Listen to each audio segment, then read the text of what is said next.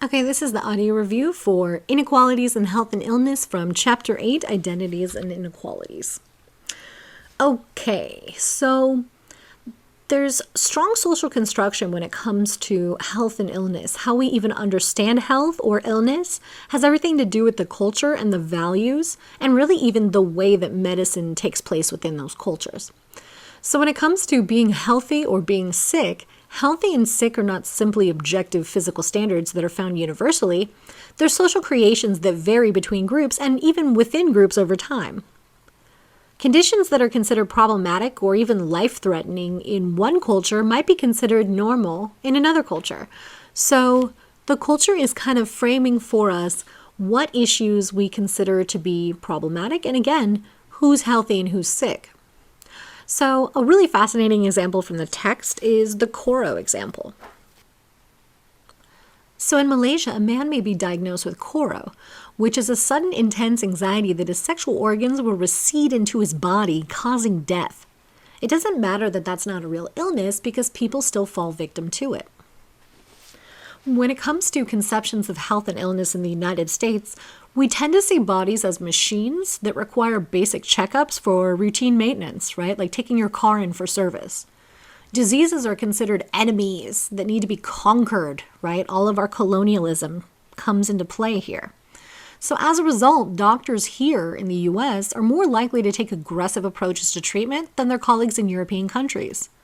For example, in the text they talk about how in Britain, people are much less likely to have a surgery than in the United States, because the guiding principle in Britain is that when in doubt, do nothing. So that wouldn't make for a very exciting episode of Grey's Anatomy, but it shows us how ideology affects understandings and care. When it comes to women's health in this country, we're so focused on breast cancer that many women end up having mastectomies when they are unnecessary because they fear that they will die otherwise. So this is problematic, but it is largely a cultural issue as well. So definitions also change over time as we learn more and as information is filtered through the lens of our culture. When it comes to the sick role, this is the expectation of how someone will behave when they're sick, which is found in every culture, or in each culture. So often this involves being exempted from normal responsibilities, but often it's still going to come with the expectation that you're going to take care of yourself to get better, right? The sick role always reminds me of the example of a coworker I have at one of my jobs. I will not give the name specifically, but this individual is often sick. Like one of those people that's sick all the damn time, but largely she doesn't do the resting and taking care of herself part, but she wants the sick role exemptions part, right? She wants people to be like, oh no, I hope you feel better, and oh, I'll do that extra work, don't worry about it, that kind of thing. No, you shouldn't have to do this or that because you're sick. But then once the person's sick, like week 2, week 3, week 4, and it's not because they haven't ever gotten better, it's because they just don't rest enough to ever really get past it. That sick role evaporates, right? Because part of the sick role is the expectation that you're going to actually take care of yourself and get better. That's why you're exempted from responsibilities. So anyway, different cultures still define the sick role differently, of course, right? And there's expectations of your actions.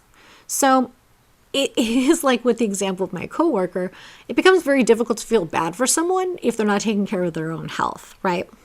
So the definition varies considerably along social class and gender lines within our culture, right? So in the 19th century, being sick was acceptable for middle class or wealthy women who had things like fainting couches, right? Which poor women were considered hardier and more resilient than the dainty wealthy.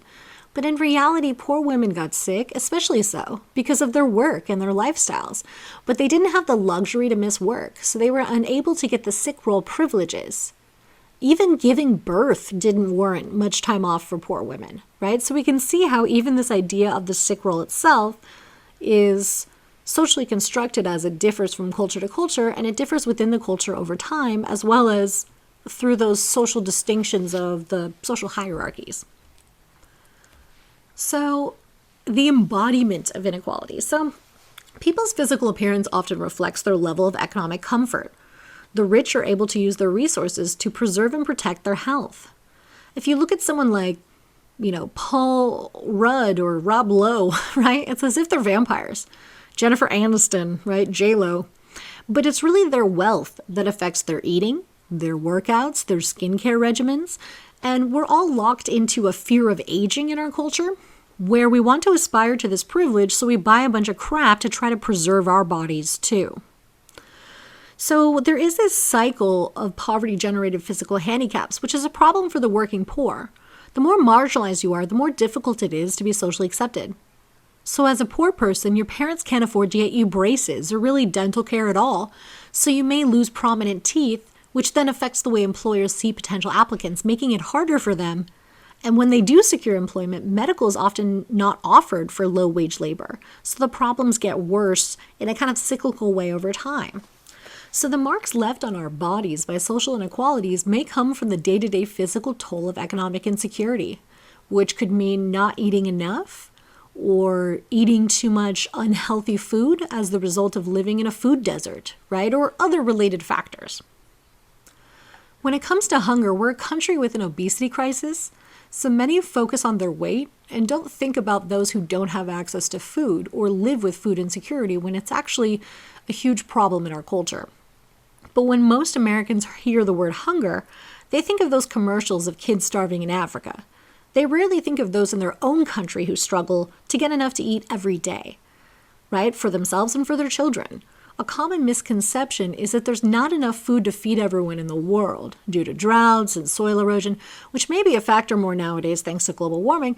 But in this country, we throw away up to 40% of the produce that we grow, often because it looks weird. Not to mention the fact that we feed more grain to livestock so we can butcher them. And I mean, obviously the environmental consequences of that is like a whole nother thing, but we feed all this grain to livestock that could actually keep everyone starving in the world fed multiple times over. But our priority is we want to have meat with every meal, right? Damn the environmental consequences. So politics and economics play a role in many developing countries, as they're exporting huge amounts of food while millions in their countries are starving or malnourished, right? And when these countries attempt to modernize, they spend so much on their industrialization that affects the incentives for rural farmers to grow things when they receive such little compensation for it.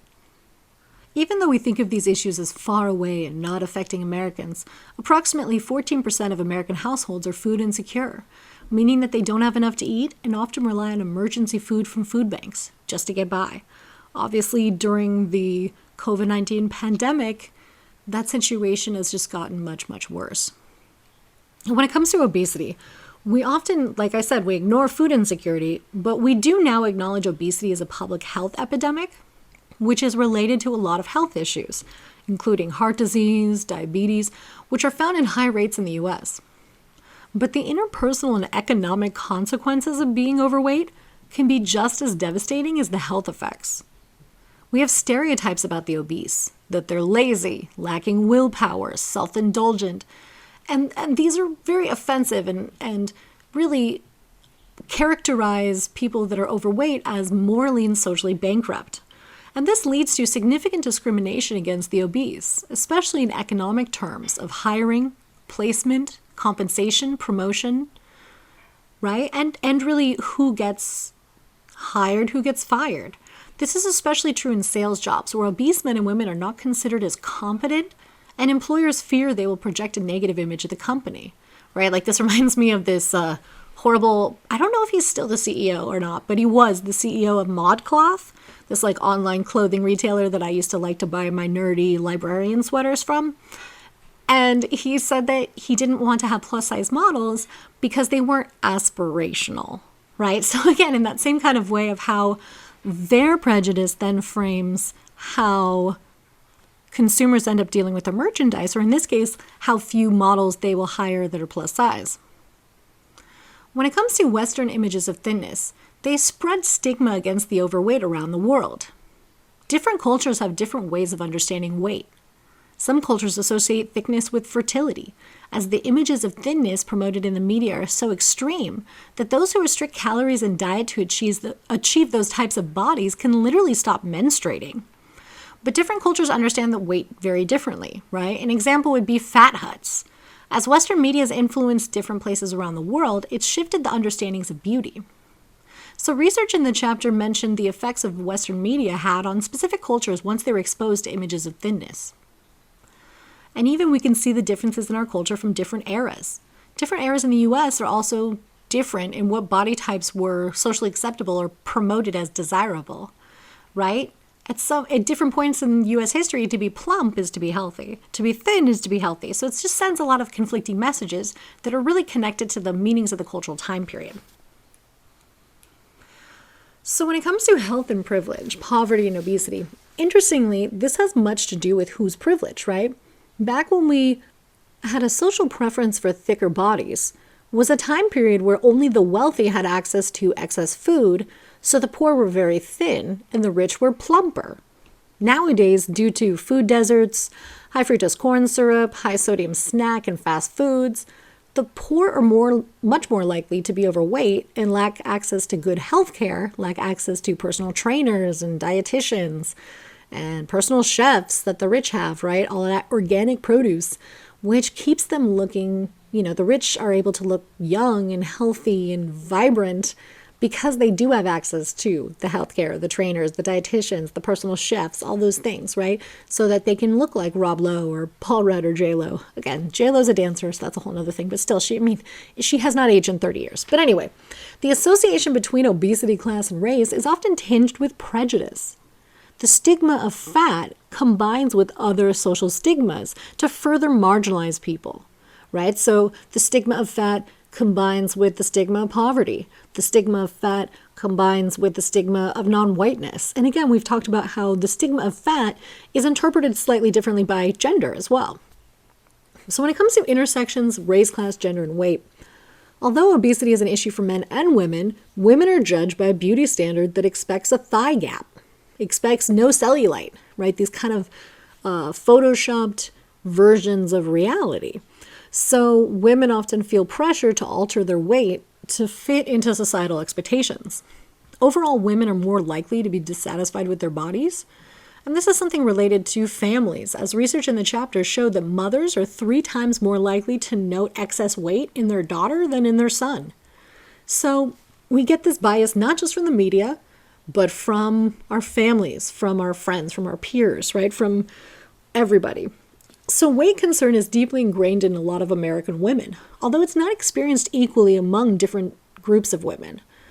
While over 80% of African American women and 74% of Latinas are overweight, 57% of white women are overweight, but they feel more compelled to be concerned by their weight, and they're more likely to develop eating disorders, though some dispute this, as now we can see that overeating and binge eating are disordered. But really, the point is that we see that it's not how you feel, it's how you look, right? For many years around the world, people have caused themselves serious injury in their attempts to conform their body to societal expectations of their time.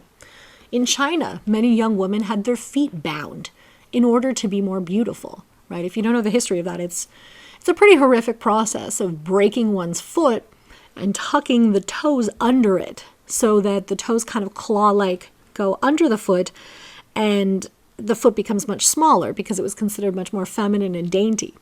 Of course, this breaks your foot and you can't walk, right? So this is also very connected to status and privilege as well, if you look at the cultural history. More recently, women in China have undergone surgeries to extend their height by basically putting these pins into their legs, putting metal pins and screws into their leg bones that have to be stretched daily, which are horrifically painful.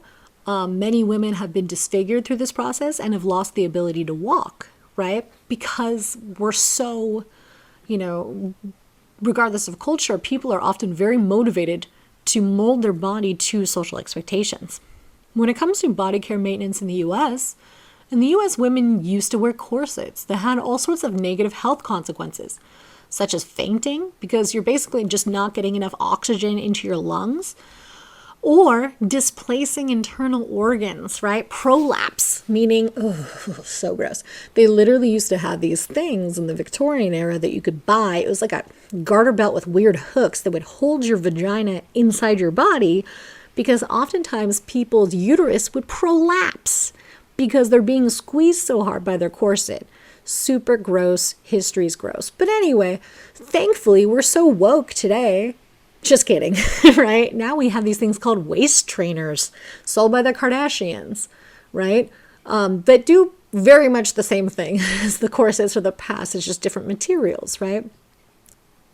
Also, women rip out their facial hair and body hair, wear spine-altering high heels, glue on fake nails and fake lashes, and often limit their caloric intake to dangerously low levels in order to fit their bodies into beauty standards. So research in the chapter looks at how your attractiveness affects a lot of factors, right? But it can affect your employability, with those who are attractive being more likely to be employed and often make about 6 to 8% more than their perceived unattractive coworkers. But physical appearance is also big business. Even when the economy is bad, people spend a ton of money on beauty products such as makeup, skincare products, beauty parlors, and of course plastic surgery, including non-surgical procedures like Botox and chemical peels that are incredibly popular and profitable, with women being over 90% of patients for these procedures, surgical or not. So while these issues seem to be the focus for white middle-class women or affluent communities, it is really an issue for many groups of women. Asian American women are more likely than any other ethno-racial group to pursue cosmetic surgery. But what kind of surgeries women get are connected to race, with white women getting breast implants and liposuction, African American women getting nose jobs and lip surgeries, and Asian American women often getting eyelid surgeries, right, to meet this white Western ideal that's seen as preferable. Men are now facing more societal pressure to fit their bodies into beauty standards as well, and male grooming or manscaping, right, all of this. So more American men are dieting, having weight loss surgeries, liposuction, tummy tucks, and gastric bypasses as well.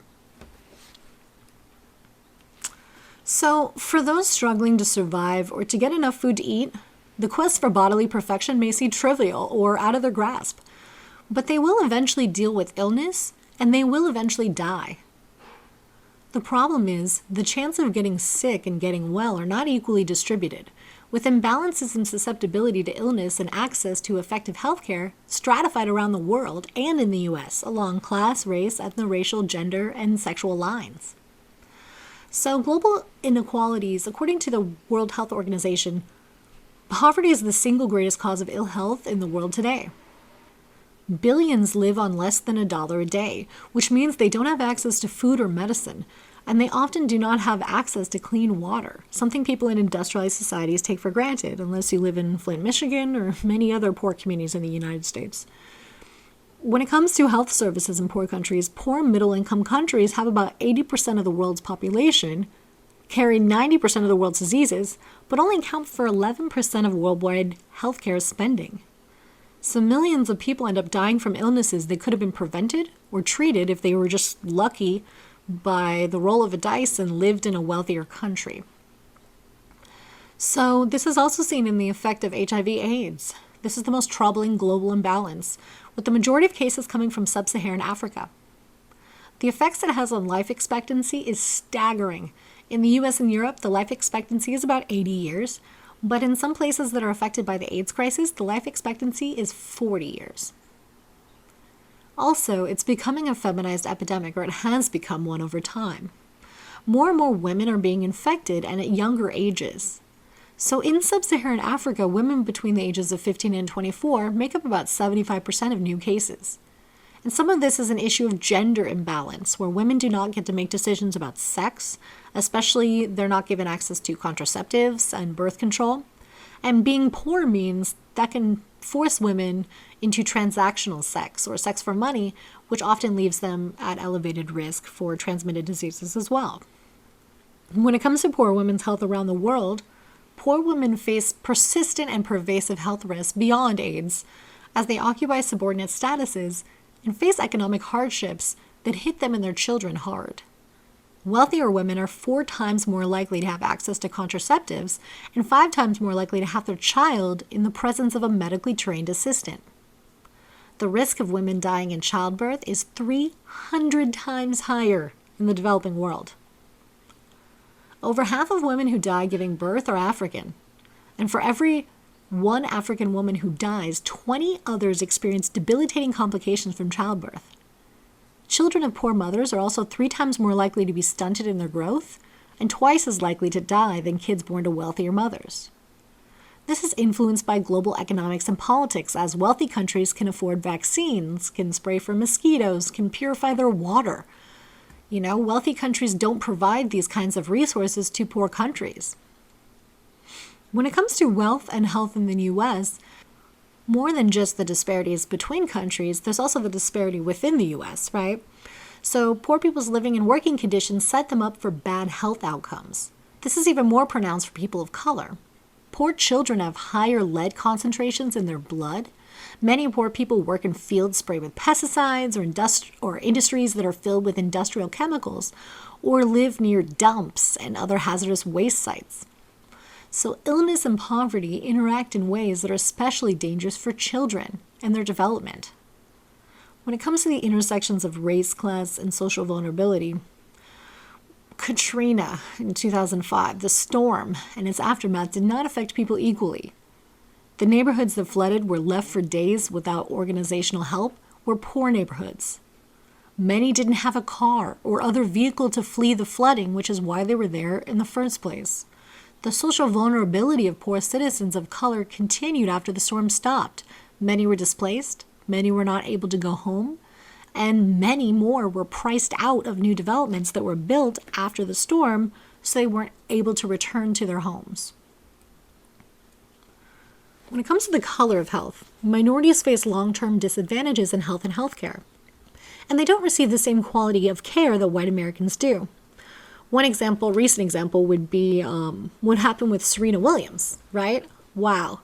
It was incredible. She gave birth, and then she said she was feeling a bit lightheaded. She had a history of pulmonary embolism, which so have I personally, so I take it a little too personally. Also, I love her to death, so another part of why I take this so personally. But basically, she's in the hospital, she just gave birth, and they start treating her like she doesn't know what she's talking about, like she doesn't understand her own body. And this is a woman who's one of the most famous women in the world. She has financial privilege, she has name recognition, but she had to basically argue. She said, I need a Lovenox injection because she was afraid that she was experiencing a pulmonary embolism, which can be extremely fatal, extremely quick. And they stalled her for hours and didn't give her the treatment that she needed until finally they did actually look to see if she did have a pulmonary embolism, and she did.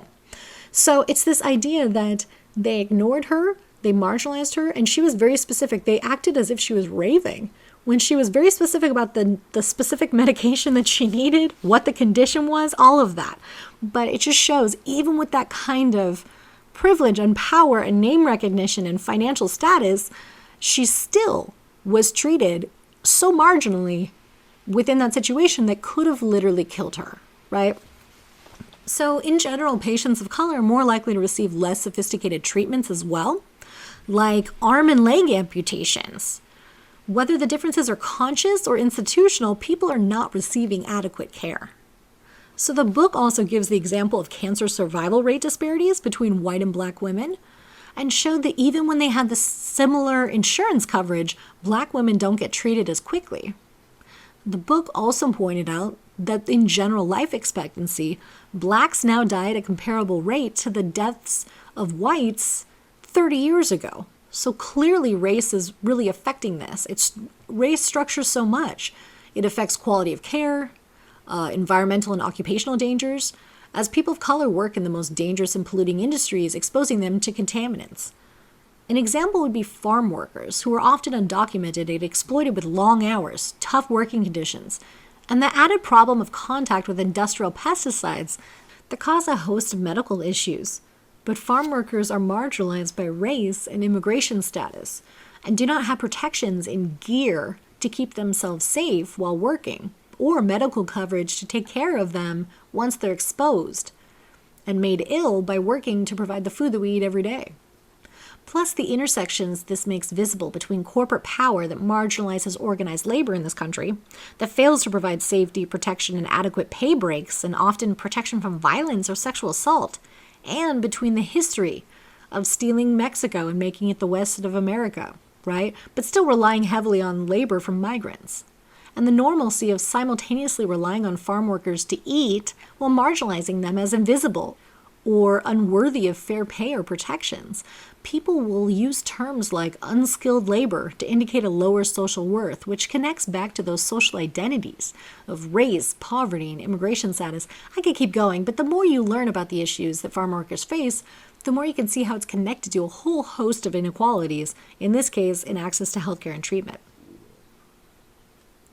There's also the green screen, meaning sometimes different treatment is motivated by financial concerns, as transplants are more likely for whites, but can cost around $300,000. So those assumed to not be able to afford it are often screened out of transplant lists, shortening their lifespan and not giving them the needed healthcare to save their lives. When it comes to environmental discrimination, hazardous waste, landfills, less environmental regulations on reservations, which means stockpiles and nuclear waste are often housed near reservations. When it comes to air and water pollution, people of color live in the most disadvantaged neighborhoods and are likely to have source of pollution within 2 miles of their homes. So we see how class and race are then affected by this environment of where you live and the contaminants you come in contact with that give you those health outcomes. When it comes to medical suspicions, we can see how in the US, the poorer you are and the darker your skin, the worse your healthcare is. So it makes sense that African Americans would have some distrust of the system, especially after the Tuskegee experiments, right? The Tuskegee experiment knowingly gave people syphilis and left it untreated in order to study the long-term medical effects of the disease, not providing knowledge or treatment, which caused problems in more than the study participants, obviously. And the distrust is real. It causes more health risks as many put off care until it's an emergency or life-threatening situation. But it makes sense that if you're turning to the healthcare system, for help and they are marginalizing you, experimenting on you, lying to you, that's going to affect trust. Also, when it comes to differences in health risks for men and women, normal biological events in women's lives, such as menstruation, pregnancy, childbirth, and menopause, have long been medicalized or pathologized.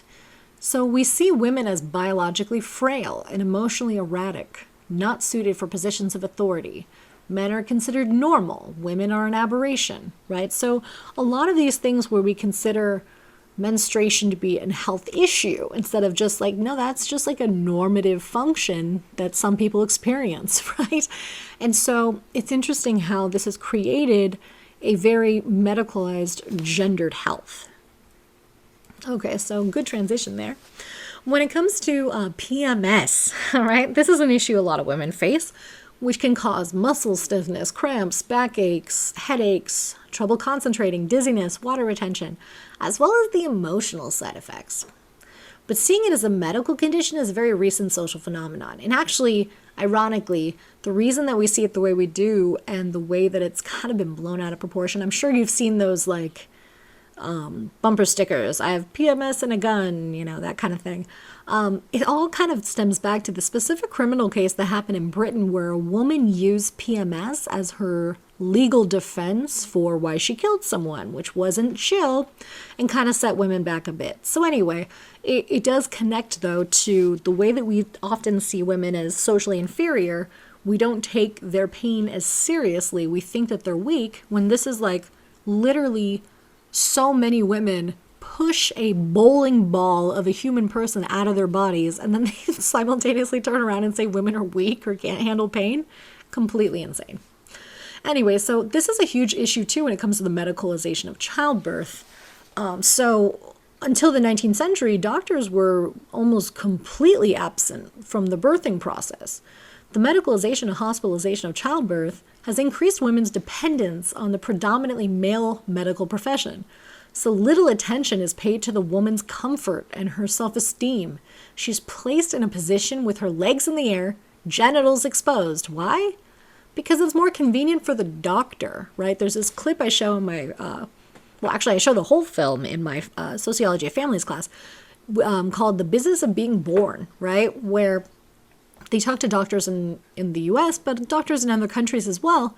They discuss how the best way to give birth is often in more of a squat, right? Because you're able to use your stomach muscles as well to push. When you're laying on your back, you don't have those same muscular abilities, right? You don't have gravity working with you. This is why some people advocate for having babies in water, or, being able to basically squat at some point to help you push. In our culture, we have what's called episiotomies, right? Where women are cut. Their vaginal opening is cut, to the side, so that they don't rip or tear during childbirth. And this is now used in over 90% of births, though research shows that it's not beneficial. It can cause much more complications for women, right? But it's really about being quicker for the capitalist doctor to get you in there, get you out of there, right? Episiotomy it, squish that baby right out. Instead of taking the extra time it takes to dilate and be able to actually give birth. Women have been giving birth for as long as there's been people. So this idea that there needs to be a specifically U.S. Western medical intervention is very new and very problematic for the health of women. Actually, when women first started going to the hospitals, they started getting more infections and problems because the hospitals at that point weren't clearly washing in between different patients and causing spreads of disease.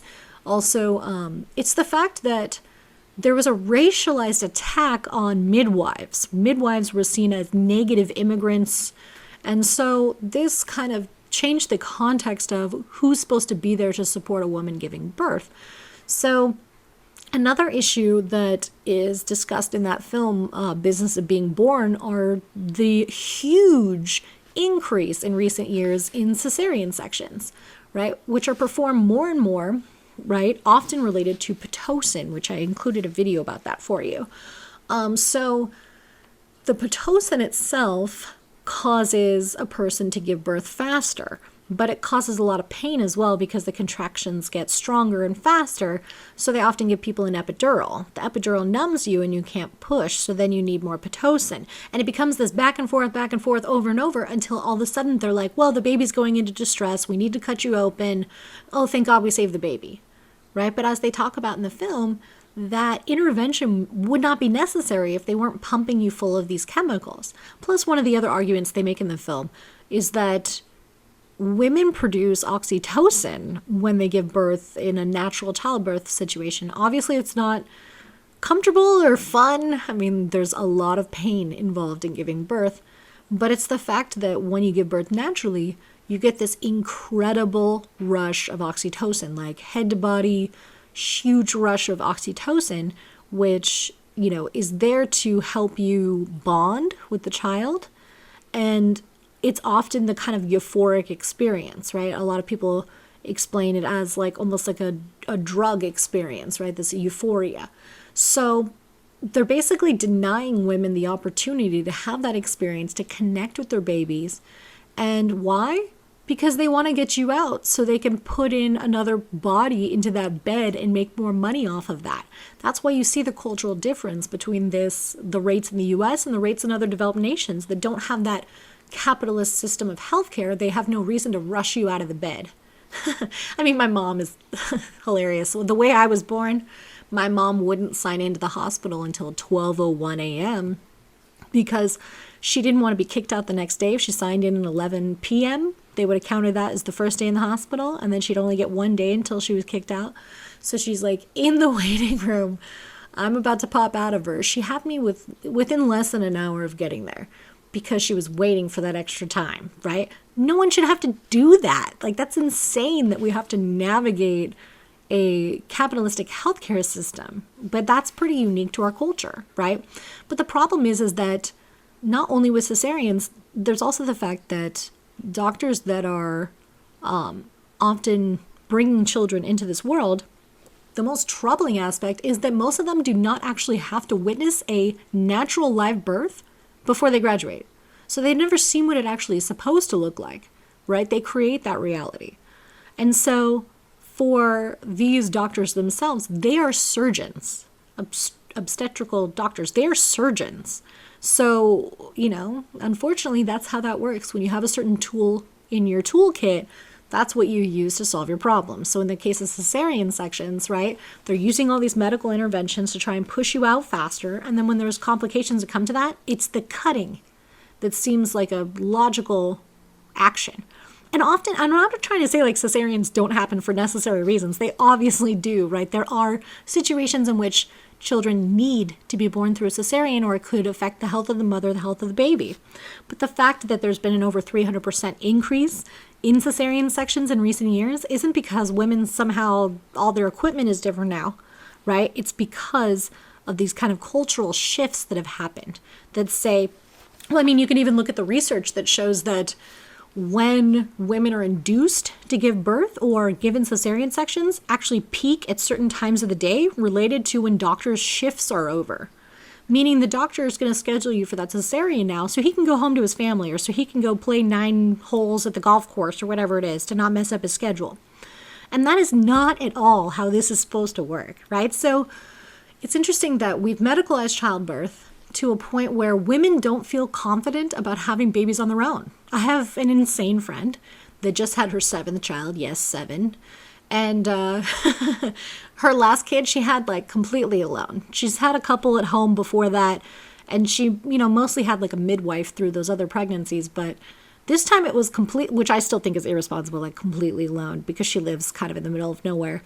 But it's the fact that she was so in tune with her body, and that's her 7th pregnancy, that basically she had learned a long time ago that, the experience she had with her first child in the hospital was extremely different, uncomfortable, humiliating, and expensive, right? Talk about midwives charge you a couple grand. A hospital's going to charge you at least 10. I mean, it's not only financially better, but often they're going to be more focused on your comfort and attentiveness than trying to get you out of the hospital so they can get more patients in there, right? So this is a very American problem when it comes to how much, obviously across developed nations we've medicalized birth, but the way that we've done it here, especially with the episiotomies and the cesareans, that's very detrimental to women, right? Instead of sitting on a low stool on the ground so that you can deliver the baby, but being a doctor, that would be uncomfortable. You instead put a woman in stirrups on her back, because then you can just kind of walk up